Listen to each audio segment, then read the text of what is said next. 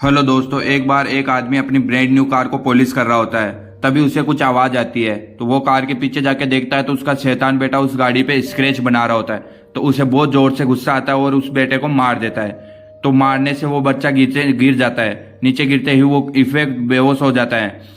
वो बाप बहुत ज्यादा घबरा जाता है और अपने बेटे को हॉस्पिटल में ले जाता है, उसे एडमिट कराता है। एडमिट कराने के बाद में बहुत पछताता है। वापस आते उस कार को देखता है तो कार में स्क्रैच पे देखता है तो उस पे लिखा था आई लव यू डैड। उस कार को बहुत गुस्सा आता है, उस कार को मारता भी है। लेकिन उसे थोड़ी देर में फोन आता है हॉस्पिटल से फोन आते ही उसे बोलता है कि आपके बच्चे के सिर पे डैमेज हो जाने के कारण वो कोमा में पहुंच गया है। उसको लड़के की ये बात सुन के उसको सहन नहीं हुआ और वो आखिर सुसाइड कर लिया था। तो काफी इंस्पायरिंग स्टोरी थी, इसलिए मैं बताता हूँ स्टोरी। गुस्सा और प्यार, इन दोनों इमोशनल की कोई लिमिट नहीं होती है। कोई नए हो तो हमारे चैनल को सब्सक्राइब करें। जुड़ते हैं जल्दी। आपको याद है आप पिछली बार कब गुस्सा हुआ? जिसको याद है कमेंट में लिखे। क्या आपके साथ कभी आसपास में होने वाली छोटी बातें भी आपको आसानी से क्रोधित कर देती है? क्या आप भूल जाते हैं कि आपसे आगे निकलने वाली बहुत सारी गाड़ियां या कोई धीमी चल रही है तो आपको बहुत गुस्सा आता है, जो आप उस पर कंट्रोल कर पाते हैं या नहीं कर पाते? कल्पना कीजिए आपका बॉस सुबह पहले आपको केबिन में बुलाता है। यह सोचकर आप अंदर जाते हैं कि आज तो मुझे निकाल ही दिया जाता है, लेकिन उसके बजाय में आपका प्रमोशन के लिए वो अंदर बुलाता है। अगली बार जब भी आप उसकी बात करते हो तो आपको क्रोधित व्यक्ति, जिससे आप क्रोधित हो जाते हो, उसकी झलक देखते ही वो भी व्यक्ति में कुछ क्षण में वहीं दिखता है।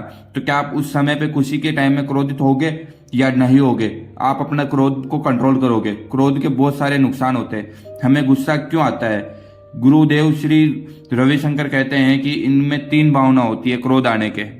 पहला कारण है धर्म की भावना, मैं सही हूं की भावना क्रोध का मूल कारण होता है। यदि आपको लगता है कि आप सही हो तो क्रोधित हो सकते हो। अगर आपको यह नहीं लगता है कि मैं सही नहीं हूं तो आप क्रोधित नहीं होंगे। यदि 2 लोग एक दूसरे से क्रोधित हो रहे हो तो उन दोनों को लगता है कि मैं सही हूं। यदि आप उस व्यक्ति के रूप में बात कर पाएंगे, आपको यह धारणा सही लगती है। यह एक धार्मिक कारण होता है जिससे आप व्यक्तिगत रूप से गुस्सा हो सकते हो। दूसरी इच्छा है आपकी अधूरी इच्छा। जब आपकी कोई गहरी इच्छा होती है वो पूरी नहीं होती है और आप निराश हो जाते हैं, उस टाइम में आपको निराश होने पे क्रोध का जन्म उत्पन्न होता है। और एक थका हुआ इंसान, जब आपका शारीरिक या मानसिक रूप से थके हुए होते हो तो आपके द्वारा जो भी झेले जा रहे तनाव व राहत नहीं मिलती है, तब आप गुस्सा जरूर करते हो। क्या गुस्सा स्वास्थ्य के लिए स्वस्थ है या नहीं है? आपको क्रोध करने के लिए बहुत सारे नुकसान हो सकते हैं, जैसे आपकी खुशी, उत्तेजना आदि की तुलना में गुस्सा आना सामान्य है। गुरुदेव कहते हैं कि कोई भी क्रोध बुरा नहीं है। क्रोध करना कुछ सेकंड के लिए आवे और वापस शांत हो जाए तो क्रोध बुरा नहीं है। वो अपने शरीर में कोई नुकसान नहीं करेगा। लेकिन कभी कभी बच्चों की तरह बिल्कुल क्रोध पे अड़े रहते हो, किसी की सुनते नहीं, बात बात पे गुस्सा हो जाना तो हमारे शरीर के लिए बहुत ही विनाशकारी है और आपको गर्मी भी दे सकता है, जैसे जला सकता है। हम आपके अधिकांश में बेकाबू हो जाते हैं और हम सफल भी नहीं हो पाते क्रोध के चक्कर में। क्रोध को नियंत्रण करने के लिए विनाशकारी हो जाता है और आप अपने संघर्ष और अपने जीवन के स्तर को प्रभावित कठिनाइयों से भर देते हो। क्रोध आना कई बार तो यह कारण बन जाता है कि आपको गुस्से के कंट्रोल करना ही भूल जाते हो कि गुस्से को कैसे कंट्रोल किया जाता है। आपको अपने गुस्से पर नियंत्रण क्यों रखना चाहिए? क्रोध एक बुनियादी उड़ान है जिसका ट्रिगर आपके हाथ में होता है। हृदय की गति और श्वास एवं रक्तचाप भी बढ़ जाता है। आप हाइपर वेलेटाइल हो जाते हो और अपना समझ खो सकते हो।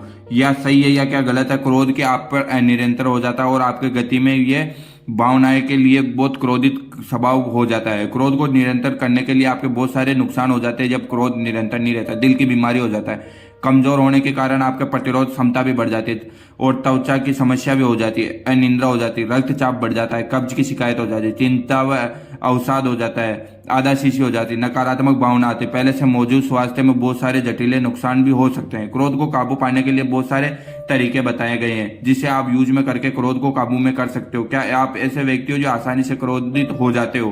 क्या आप किसी ऐसे व्यक्ति को जानते हो जो अपने क्रोध पर नियंत्रण करना सीखना होगा? क्या आपके घर पे कोई आराम से या कोई भी करता है जैसे क्रोध को नियंत्रण कर सकता है, या आप उस व्यक्ति को जानते हो?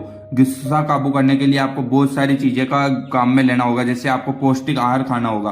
पौष्टिक आहार के साथ अपना दिमाग भी स्वच्छ रहेगा और गुस्से की प्रक्रिया भी कम रहेगी, क्योंकि आपका दिमाग को पौष्टिक चीजें मिलती रहेगी एंड दिमाग में फालतू आइडियाज नहीं घुसेंगे। और इसी प्रकार में आपको विश्राम की शक्ति की अनुभव भी जरूरी होती है, जिससे आप विश्राम और नींद की कटौती होने के कारण आपके कोई भी कार्य में घरेलू नुकसान हो सकते हैं, जैसे नकारात्मक भावनाएं आती है। गुस्सों को काबू करने के लिए योग भी करना बहुत जरूरी है।